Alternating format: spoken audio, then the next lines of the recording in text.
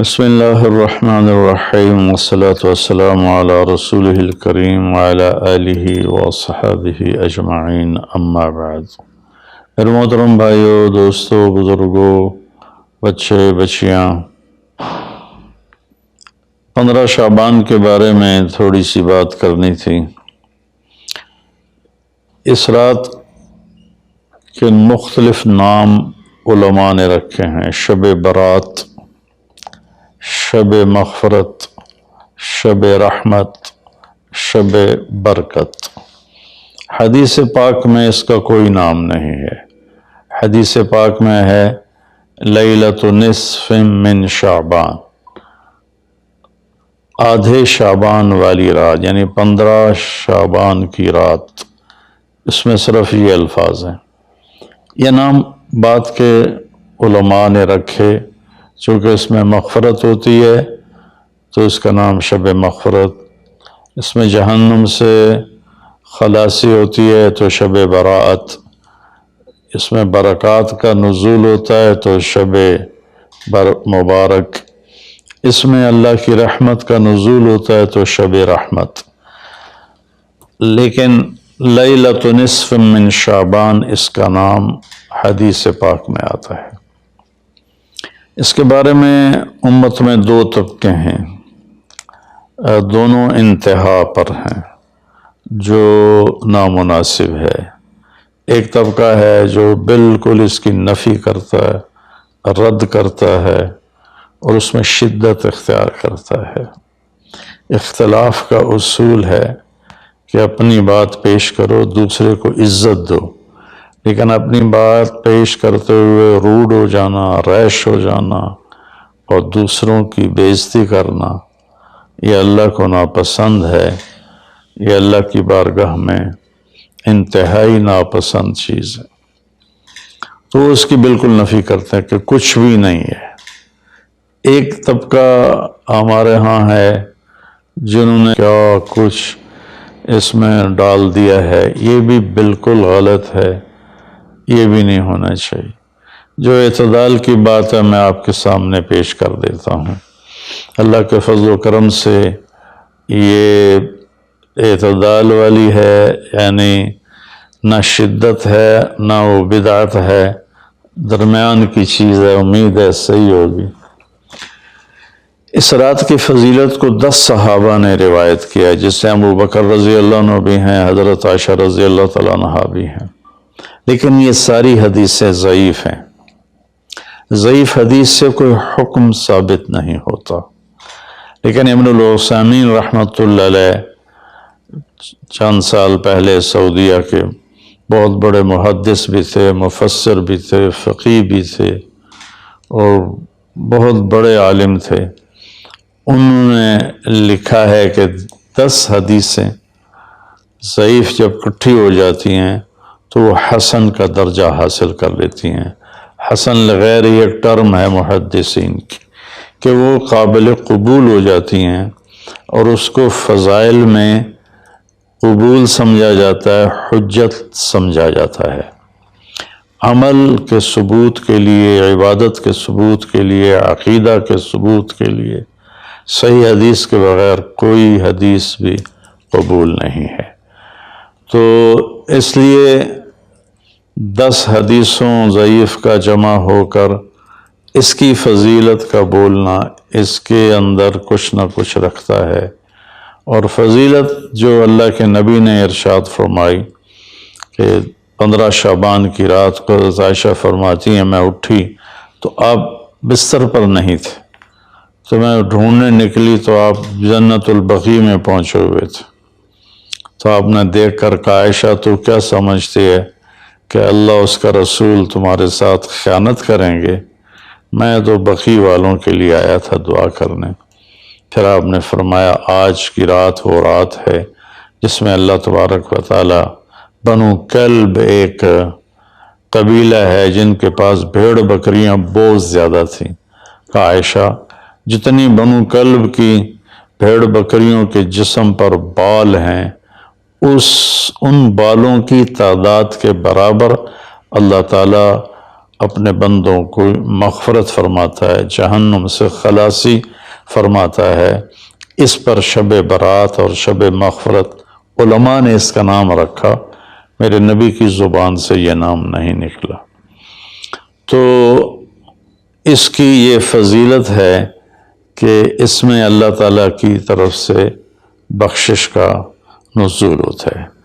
باقی یہ جو کہتے ہیں کہ اس میں فرشتہ اترتا ہے اور سارے سال کا بجٹ بتاتا ہے اور سارے سال کے واقعات، یہ کسی حدیث میں میری نظر سے نہیں گزرا۔ سورہ دخان میں فیہا یفرق کل امر حکیم کا جو آیت آتی ہے، تو اس سے پہلے کی آیت شب برات کی نفی کرتی ہے، انا انزلناہ فی لیلۃ مبارکۃ، کہ ہم نے اس سے مبارک رات میں اتارا قرآن پاک۔ تو قرآن پاک تو لیلۃ القدر میں اترا ہے، تو اگر کوئی کسی قسم کے اعلانات ہوتے ہیں تو پھر شب قدر میں ہوتے ہیں، اس رات میں نہیں ہوتے۔ دوسرا یہ ہے کہ اس کے روزے اور بندگی کے بارے میں، شب قدر کی اللہ کے واسطے میری بات دھیان سے سنو، اللہ کی قسم کوئی خاص عبادت میرے نبی نے نہیں بتائی۔ لیلۃ القدر کی کوئی خاص عبادت میرے نبی نے نہیں فرمائی۔ حضرت عائشہ رضی اللہ عنہ نے پوچھا، یا رسول اللہ اگر مجھے لیلۃ القدر نصیب ہو تو میں کیا کروں؟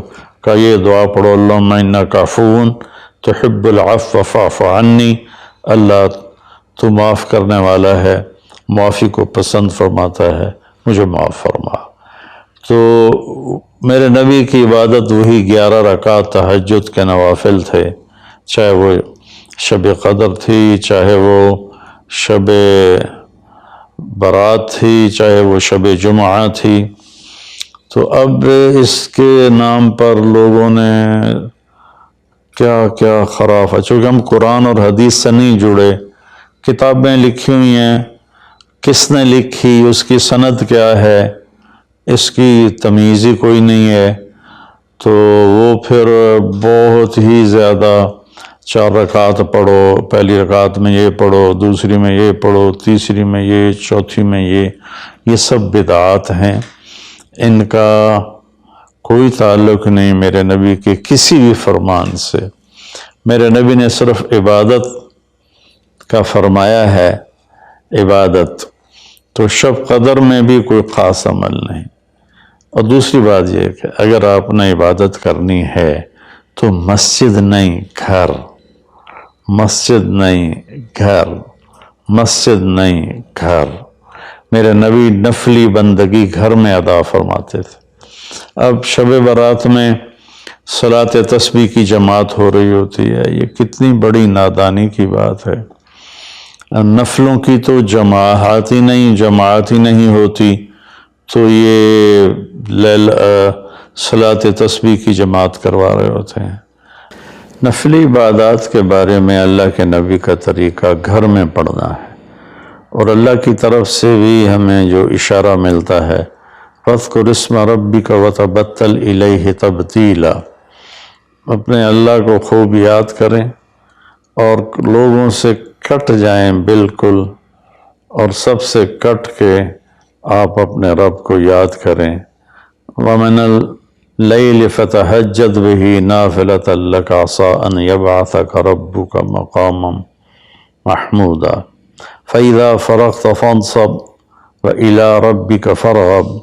ان ساری آیات کا خلاصہ یہ بنتا ہے کہ نفلی عبادات سنتیں بھی ہوں گھر میں پڑھو، اور خاص طور پر جو ایسی راتوں کی عبادت ہوتی ہے، مسجدوں میں اکٹھے ہونا اور اس رات میں جھنڈیاں لگانا، پھر آتش بازی کرنا، یہ آتش بازی تو بالکل ہی اسراف ہے اور خرافات ہے۔ تو میری گزارش ہے کہ میرے نبی کی جو سنت ہے، آپ نفلی بندگی عبادات اپنے گھر میں فرمایا کرتے تھے۔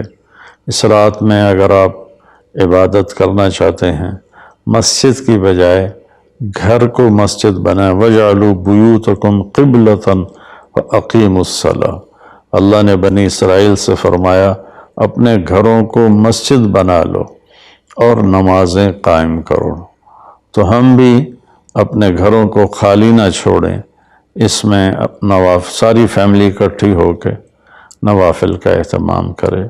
مسجد فرائض کے لیے ہے اور نوافل کے لیے گھر ہیں، تو امید ہے میری اس بات پہ آپ غور فرمائیں گے، ناراض نہیں ہوں گے۔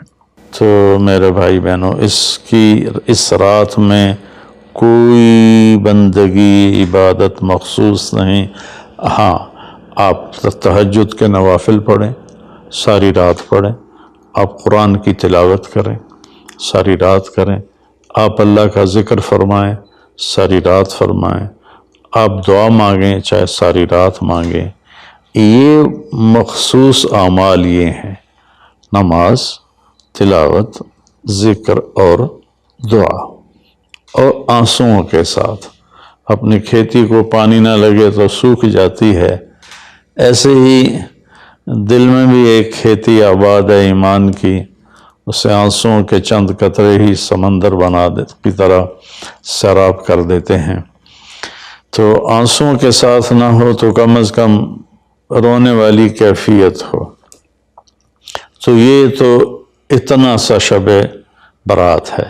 روزے کے بارے میں جو ابن ماجہ کی روایت ہے، قوموا لیلہا وصوموا شہرہا، یہ روایت بہت شدید ضعیف ہے، اور علامہ البانی رحمۃ اللہ علیہ نے اس کو موضوع قرار دیا ہے۔ تو اس میں روزہ اس نیت سے رکھنا کہ میرے نبی کی سنت ہے، یہ غلط ہے، اس طرح یہ بدعت بن جائے گا۔ کوئی ویسے نفلی روزہ اس رات میں رکھنا چاہتا ہے مستحب سمجھ کے، نفل سمجھ کے، وہ میرے خیال میں اس میں کوئی قباحت نہیں ہے، لیکن سنت سمجھ کے اگر وہ رکھنا چاہتا ہے تو یہ بات صحیح نہیں ہے، چونکہ روزے والی روایت بالکل قابل اعتبار، قابل حجت نہیں ہے۔